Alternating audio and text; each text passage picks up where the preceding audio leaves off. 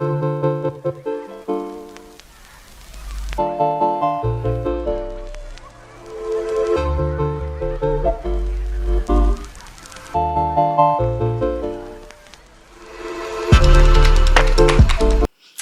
guys, welcome back to Y'all Hearing This. My name is Kay. Thank you so much for coming back and checking us out. I am excited. We're here for another P-Pop Tuesday, and I am doing another one of the SB19 story series from Cashual Trucks. We're doing episode 1 today. You guys let me know that episode 0 had kind of come out later, so this should be more about like the beginning of SB19. So I'm excited. Just as a total newbie, I know absolutely nothing about like the P-pop industry or anything like that. So anyway, let's get into it.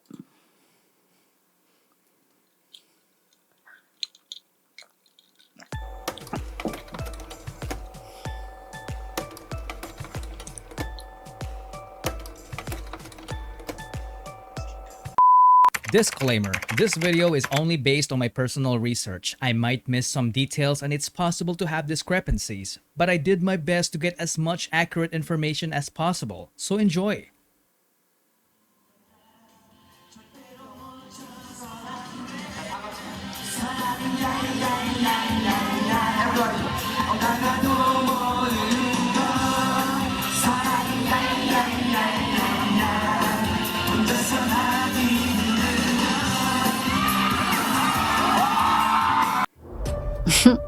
This is Cult Triple, a group of talented performers and comedians from Korea you've probably never heard of. They were formed back in 1994 when the word K-pop hasn't even been invented. In 2002, one of the members made the biggest mistake of his life, which will change the entire course of P-pop history. Huh, interesting.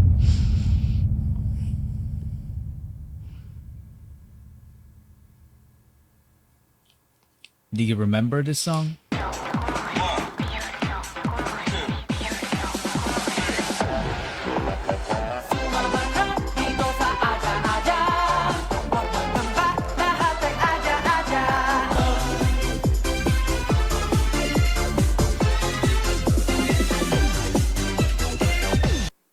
It all started with this man, Jong Song-han. When he left the trio in 2002 to become an entrepreneur, Cult Triple became Cult 2. Most of their fans definitely thought that Song-han's decision was a huge mistake because the remaining members started racking up different awards in the entertainment industry. If he only stuck around, he would have gotten those awards too. But this man's decision was final. He used all of his savings to build an event organizing company called SB19 Entertainment. Yep, I'm talking about Tatang Robin. Tatang noticed how passionate Filipino fans were during the rise of K-pop, so he wanted to organize K-pop concerts and events that promote Korean and Filipino culture. Oh, To well, make that's a that great happen, idea. he needed entertainers, a group of young people that will be part of the package of their service as an event organizer. We are talking about people who can do dancing, singing, and even act as servants like waiting tables and assisting guests. So he held an audition and hundreds of young talents applied. 30 of them passed as trainees. They were then called Nara, which in Korean means country and is the national tree of the Philippines. Oh, They went to multiple events together, including the fan meeting event of the K-pop group called Off-Road.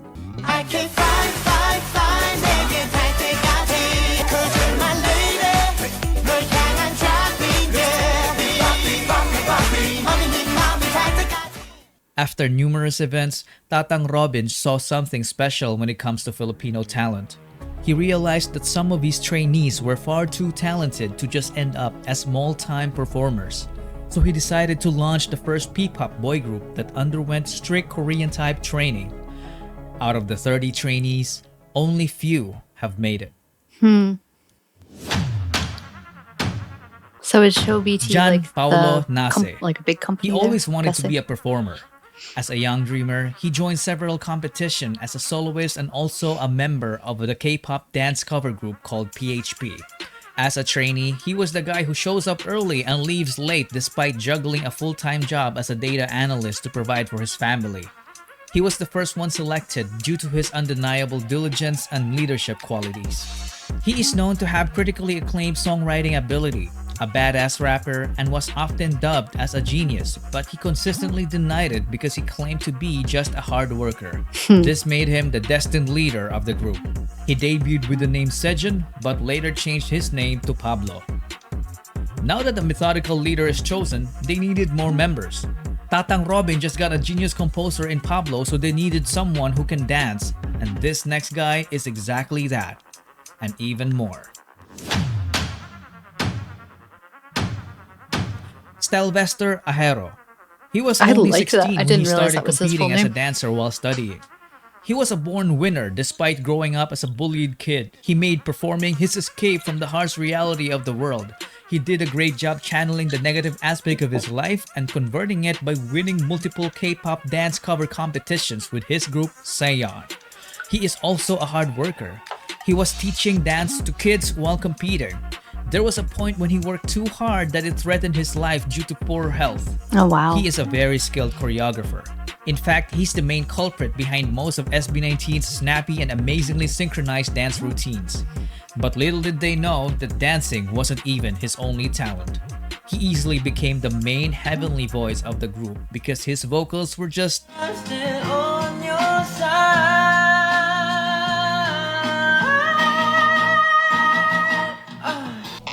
out of this world. He debuted as Stel, the main vocalist, the lead dancer, and choreographer of the group. Josh Cullen Santos became homeless at the age of 16 and it was wow. his decision. He's had the worst childhood among the other members. From growing up in a toxic environment to being physically abused as a kid by their nanny. At an early age, he witnessed what it feels like to be a member of a middle-class family that went rock bottom in just a matter of months. He experienced getting evicted from apartments to smaller rooms. Oh, It came goodness. to a point when his family had nothing to eat but ketchup and salt. Oh, They had no permanent address. Because of that, Josh and his sister dropped out of school multiple times, so they got bullied at school for being repeaters. Sometimes he would get into fistfights for defending her. Josh had enough of this, so he took matters into his own hands by leaving. He became independent and started working as an internet cafe attendant. Using his own income, he took the alternative learning system and was able to finish his high school degree. oh, that's awesome. Clearly had no background That's in amazing. performing. Not until he met new friends from the dance community, which led to him meeting Stel and Saeon. They became co-members and went on to win numerous K-pop dance cover competitions all over Asia. They even met BTS during one of their winning runs in Korea. Oh, that's In a awesome. way, Josh was saved by Stel after trying so hard to save himself. And it paid off because after training, Josh ended up debuting as the lead rapper and dancer of the group. Justin DeDios didn't have to audition. Apparently, he was a very good-looking guy that when he joined a talent workshop as a teenager, Show BT immediately took notice and offered him to become a trainee to improve his singing and dancing skills. He was one of the late joiners, and when he did, he immediately saw a familiar face in Josh. You look familiar. Apparently, the two had a stint in performing together in a K-pop dance cover group called Zero to Hero. Hey, welcome to my world, let's do this. That's cool. I love that they're all like kind of interconnected from the beginning, you know? So Justin That's as well cool. wasn't new in the world of performing. He auditioned to be a part of the televised Pinoy boy band Superstar show, but he didn't even make it to the live auditions. Perhaps it was fate. He didn't have great singing skills at the time. It was only when he became a trainee that he improved astoundingly in the vocal department. He went on to finish his college degree in multimedia arts while training, which earned him a skill in filmmaking. He then got selected to debut as the main visual, the sub-vocalist, and the creative director of the group. Oh, that's awesome. He was the I love that would-be they're director so behind the involved in everything. record-breaking P-pop music video, What, and more. But that's a story for another video. At this point, Show BT seemed to have completed the group. 4 members in a P-pop group, a nice even number. 2 rappers and 2 vocalists. They were perfectly balanced, but they felt like something was missing. Perhaps someone was missing. Someone who could take this already great group of guys and push them to achieve the next level. the extraordinary level. Someone so naturally gifted that he could stand out in the presence Yes, of I've the been already children. talented group of young artists. This venture that Tatang Robin took needed an apex, so he started the online auditions. When Josh heard about it, he was like, I know a guy.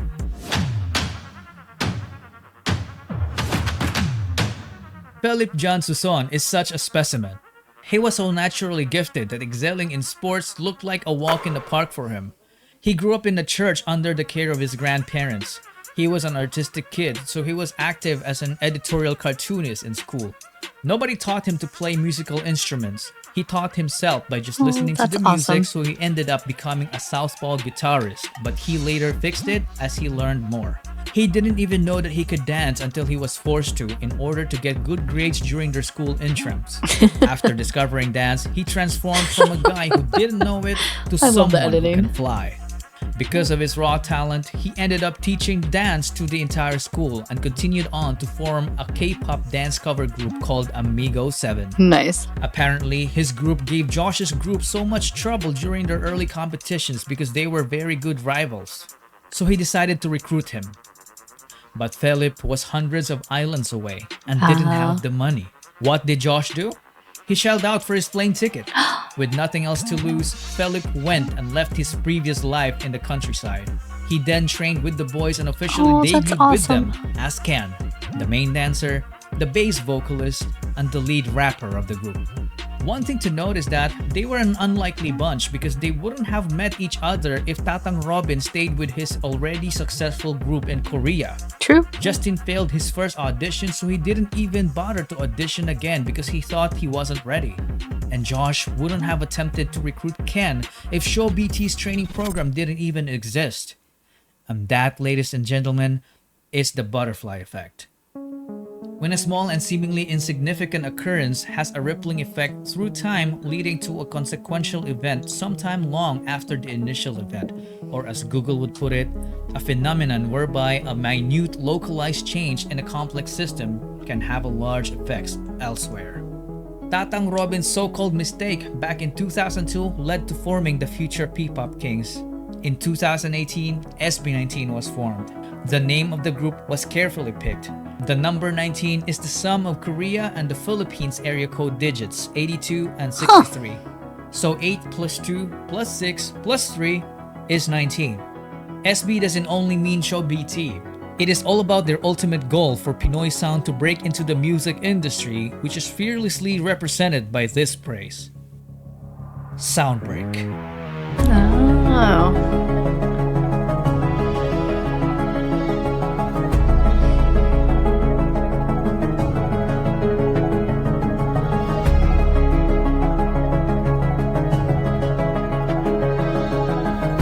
Okay, that was really cool, very interesting, and very informative.